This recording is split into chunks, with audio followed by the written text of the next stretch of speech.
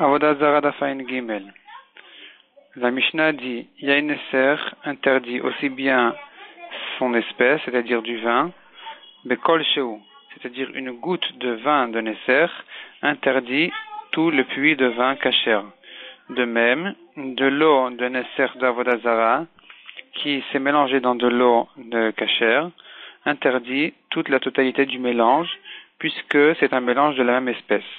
Mais quand du vin interdit dans de l'eau kasher, ou inversement, se sont mélangés, dans ce cas-là, dès que le issour s'annule dans 60 fois plus de quantité de kasher, le issour s'est annulé et la totalité du mélange est permise.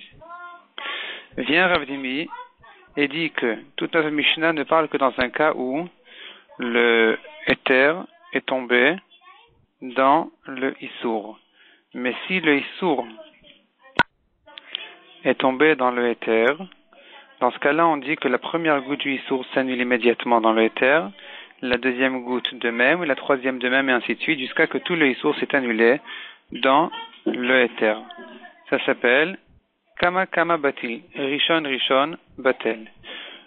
La première goutte s'annule jusqu'à que la totalité du issour s'est annulée. Donc tout le chilouk de notre Mishnah entre Mino et Lomino, à savoir est-ce que c'est Batel 1 sur 60 ou bien ça s'annule pas du tout, le issour, ne concerne que le cas où le éther est tombé dans le issour. Mais inversement, quand le issour est tombé dans le éther, il s'annule immédiatement. Donc dit la Gemara, celui qui verse du vin de issour avec une cruche, une petite cruche, et donc le vin est coulé à petite fuite, dans ce cas-là, le vin de issour s'annule immédiatement dans le vin de éther, même si toute la journée, il verse du vin de issour dans le éther.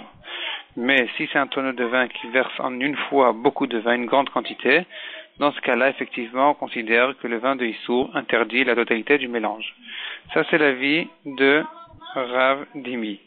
Ravine, par contre, pense que même le issour qui tombe dans le éther, il peut interdire la totalité du mélange. On ne dit pas Kama Kama Batil, on ne considère pas que la première goutte est annulée, et ainsi de suite.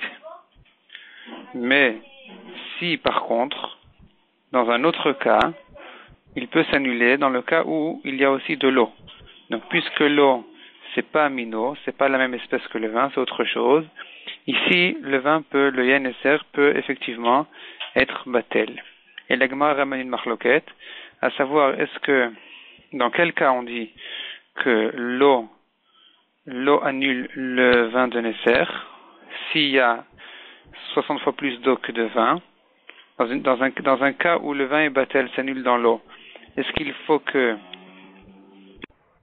l'eau soit tombée avant le Yain Neser pour considérer que le Yain Neser ne se dispute qu'avec l'eau, donc le issour face à l'eau se tient, et on n'associe pas le vin kasher avec le vin interdit pour dire que nous avons ici beaucoup de vin contre l'eau, sachant que le vin n'annule pas le vin assour n'annule pas le vin moutard, n'annule pas le vin assour, donc on aurait pu dire que la totalité du vin se tient en face de l'eau et qu'il faudrait 60 fois plus d'eau que la totalité du vin. On ne dit pas comme ça. On dit oui que l'eau se tient face au vin interdit pour annuler le vin interdit. Ça, c'est un premier avis. Deuxième avis qui dit c'est à la halal, non pas sur Ravine, mais sur la Mishnah. Et l'Afkamina, que si on le dit sur la Mishnah, il faudrait dire que même si l'eau est tombée après, à la fin, donc après même le Yain Neser, donc il y a eu d'abord du vin permis, ensuite le Yain Neser qui s'est mélangé dans le vin permis, et puis à la fin de l'eau, même dans ce cas-là, on considère que l'eau se tient en face du Yain Neser pour l'annuler, sans associer la quantité du vin kasher avec le vin interdit. Ensuite, la Gemara ramène une marloquette entre Chizkiya et Rabbi Yochanan. Selon Chizkiya, tout dépend de qu'est-ce qui est tombé en dernier. Si le Yain Neser est tombé en dernier, donc la totalité du mélange est interdite. Si c'est du vin permis qui est tombé à la fin, c'est donc permis. Rabbi Yochanan pense, contrairement à Chizkiya, même si le Yain Neser est tombé à la fin, on évalue la quantité du Yain Neser par rapport à l'eau sans associer le vin kasher. La Gemara explique qu'il ne faut pas comprendre dans Rabbi Yochanan que sa raison, dans Chizkiya et Rabbi Yochanan en fait, de dire que la machloket est à savoir est-ce qu'on va selon la dernière chose qui est tombée dans le mélange ou pas, que selon Chizkiya on va selon le dernier et selon Rabbi Yochanan on ne va pas forcément selon le dernier qui est tombé dans le mélange, puisque cette machloket là ne concerne que le cas où il a retiré la première chose. Là-bas il s'agit d'un levain de Trouma avec du levain de Choulin qui sont tombés dans la pâte et qui ont fait lever la pâte. Si on a retiré le premier levain, ici il y a une machloket à savoir est-ce qu'on va selon le dernier levain qui est tombé dans le mélange, dans la pâte ou pas. Tandis que dans notre cas de vin où le vin n'a pas été retiré, ici ne concerne pas la machloket, ça n'a rien à voir avec la machloket de la Mishnah à propos du levain de Trouma, mais la machloket il faut le comprendre autrement, à savoir est-ce qu'on considère le vin kasher comme le vin avec le vin interdit pour nécessiter 60 fois plus d'eau pour annuler la totalité du vin. Donc ou bien on dit que non, le vin kasher ne nous regarde pas. Ce qui nous regarde ici, c'est le vin interdit par rapport à l'eau, et il suffit d'avoir 60 fois plus, enfin le shiur bitul qu'il faut en eau, plus que le vin. Rachid dit un rov, il faut voir dans Tosfot aussi, peut-être que j'ai l'impression que Tosfot il pense qu'il faut 60.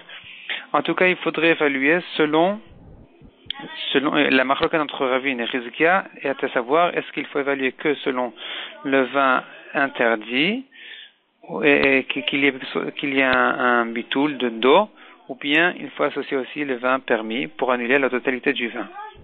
La Gemara ramène aussi une autre halakha de Rabbi Yochanan qui dit celui qui a coupé son vin de Trouma avec de l'eau et aussi un vin de Choulin, et après se sont mélangés les deux vins. Donc selon Rabbi Yochanan qu'on ne considère pas on n'a pas besoin d'évaluer aussi le vin kasher, on n'a pas besoin d'annuler le vin kasher aussi. Donc ici il suffit effectivement d'associer l'eau qui a coupé le vin kasher, le vin de Choulin, avec l'eau qui a coupé le vin de Trouma contre le vin de Trouma pour annuler le vin de Trouma. Deuxième sujet dit la Gemara, on a vu dans la Mishnah que Bemino, un mélange de la même espèce, interdit la totalité du mélange à n'importe quelle quantité de Issour, et tandis que si c'est une autre espèce, ça s'annule Beshishim. La Gemara dit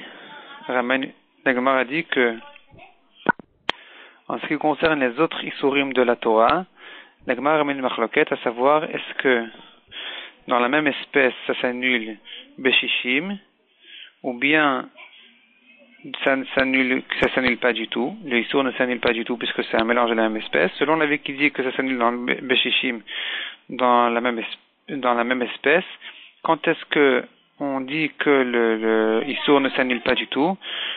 Que dans le cas de Tevel, donc des fruits qui n'ont pas été prélevés les masot, et le Yaneser, dans ces deux cas-là uniquement, on dit qu'un machéou, un tout petit peu, interdit la totalité du mélange.